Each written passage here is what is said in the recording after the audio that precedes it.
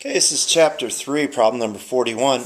I didn't have this in the solution manual, but some people have had some questions on it in the past, so I thought I'd put this in here. Have a car that's 100 meters behind another car.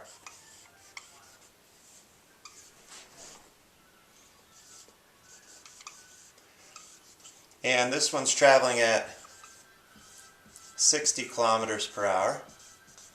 This one's traveling 40 kilometers per hour. And again, it's 100 meters behind. And we want to know when the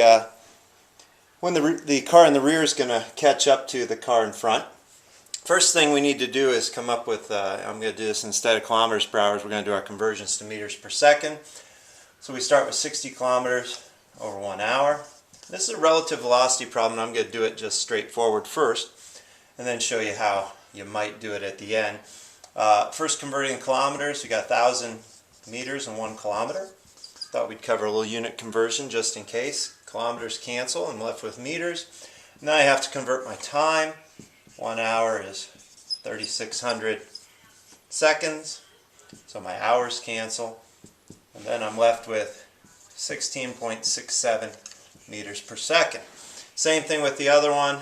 I'm going to change my 40 kilometers per hour, doing the same multiplications that are above here, and I get 11.11 meters per second for the slower vehicle.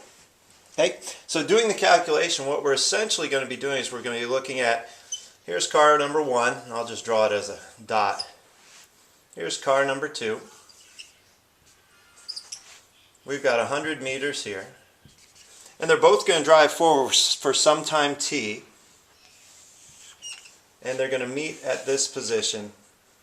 I'm going to label this as D. Where vehicle 1 then is going to travel D.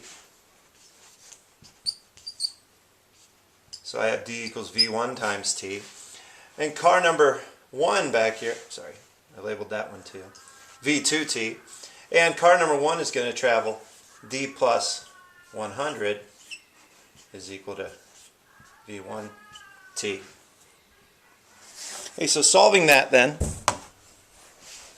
we have both equations. D plus 100 equals V1T, and D equals V2T. I'm going to substitute V2 into here. D equals 11.11 meters per second times T. And then I'm going to solve that. I'm sorry, it's already solved for D. I'm going to plug this in for D up here. And we get 11.11 meters per second T plus 100 equals, substitute in V1, 16.67 T. Combine our T's, and we get 100 equals 5.55 T, and then we can solve that for T. Now it turns out we can do that in relatively the same way if we just pretend, in our initial picture, instead of both of them moving forward, again speaking conceptually from relative velocity, let's just pretend that car number 2 stays put. And how long does it take car number 1 to catch up to it? So instead up here, we can do our conversion